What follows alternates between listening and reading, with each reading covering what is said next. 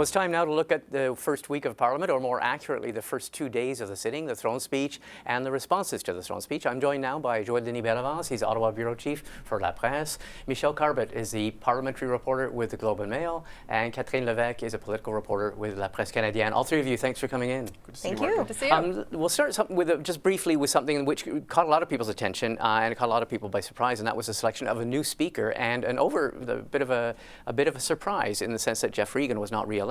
We're now learning more about what happened, and it can be, I think, described as the opposition parties flexing their muscles. Anyone want to weigh in on that?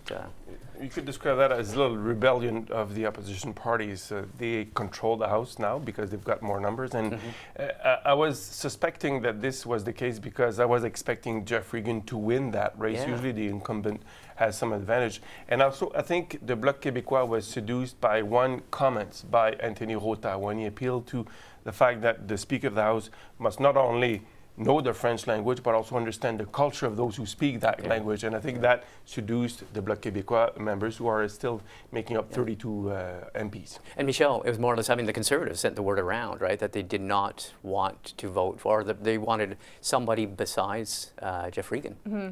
It's just another example, an early example of how unpredictable this minority government is going to be. We're seeing this for the first time in the House of Commons yesterday morning with the election of the Speaker. Watch committees, watch those meetings that are going to be happening with that Speaker. He promised more of those kinds of meetings with smaller groups of MPs. So I think we're really going to have a more unpredictable sitting this time around, and this is just an early evidence of that. Okay, I'm going to ask, let's go around reactions to the throne speech itself once you've heard it. I'm going to just open question.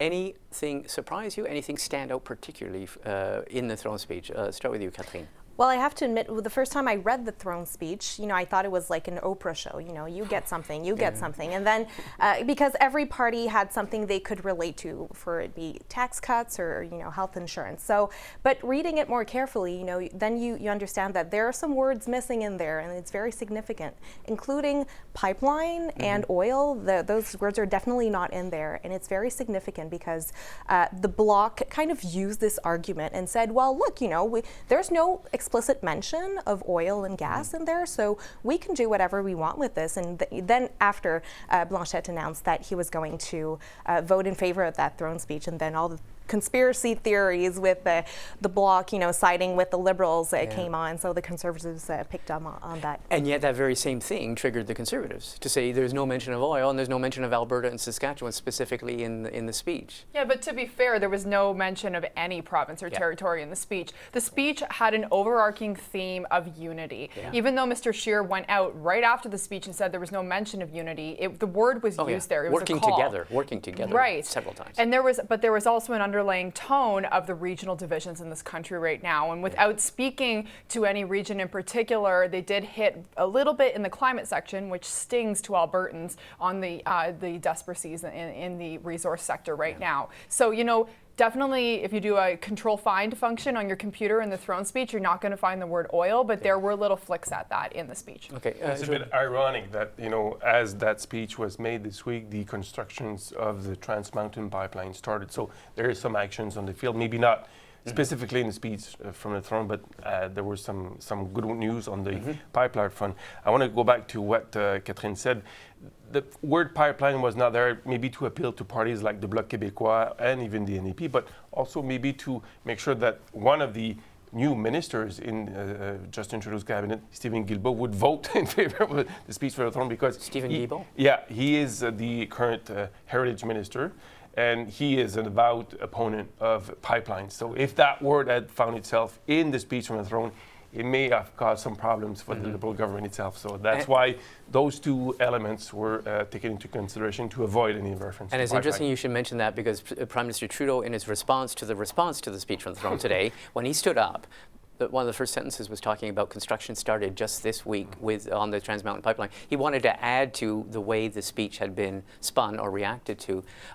In terms of how the parties reacted to it, because that really, today, watching the reactions and how they're staking out their, the reactions started yesterday, but today in the debate and the response to the speech from the throne, what stands out for you in terms of how the parties are reacting, Catherine? It's like the campaign never stopped. I mean, there was an election, but it doesn't seem like that, and especially for the Conservatives who really went at it. Mr. Scheer clearly said, we're going to use every tool in our toolbox to try to bring this government down and, to make it very unpredictable. We've seen it with the president.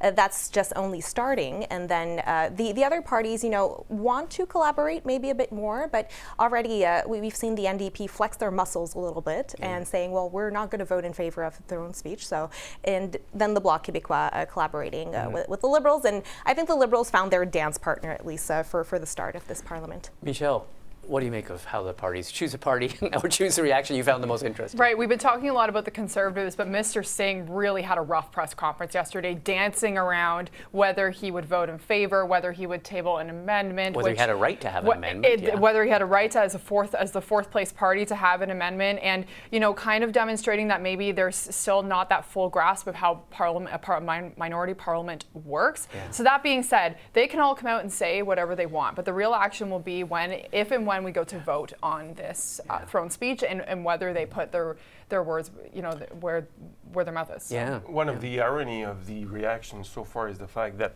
the Bloc Québécois is supposed to be the separatist party that is coming back to Ottawa to disrupt things, but it's been the one who's been making sure that this parliament is working, actually, which is ironic. And the Conservative and the NDP have been piling on and accusing the Bloc Québécois of being in cahoot with the Liberals. So it makes for a very strange... Without evidence. Without evidence, but still, they're making the accusations, and the accusation were flying left and right in the House of Commons today in the debate. I was going to say, and Catherine alluded to it, when you listen to Mr. Scheer's, because I think a lot of the eyes were on Andrew Scheer, because this is one of his big moments, given what he's facing in terms of a leadership challenge.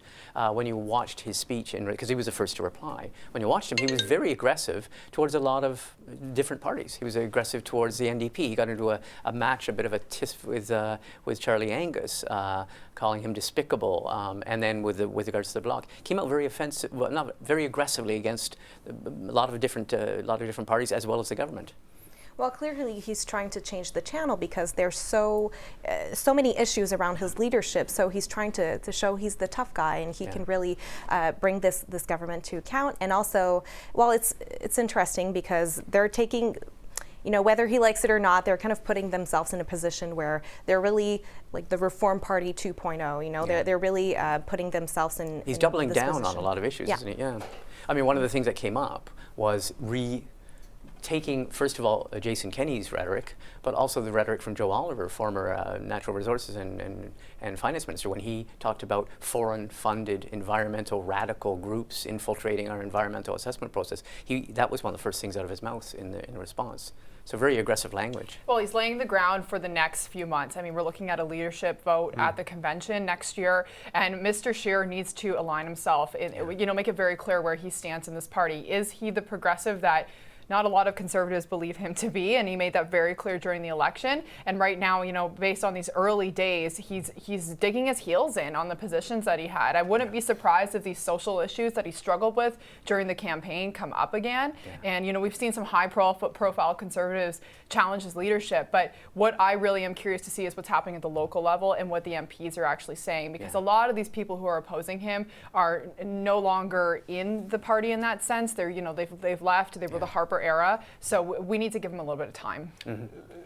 Hearing Mr. Scheer, one would easily conclude that he's auditioning for his own job. The way he's talking mostly to his base, I would say, not to the Canadians in general, because if he were talking to Canadians in general, he would talk more about fighting climate change, for example, and yes, maybe helping workers in the energy sector, but making sure that you have a transition plan eventually. So as Michelle has said, he's digging his heels, and I think he wants to make sure that he's got the right image for his own base for the next few months, because his job is on the line. Well, he really thinks that he's going to stick around. Yesterday he came out, and one of the first things that came out of his mouth was, I'm still running to be the Prime Minister. Yeah. Well, we're not in an election, but that's clearly where he sees himself when we go to the polls again. Yeah. Well, on that note, we're going to wrap it up. We'll have lots more to talk about when Jason Kenney, Alberta Premier, is here next week, so that will give us even more to chew on.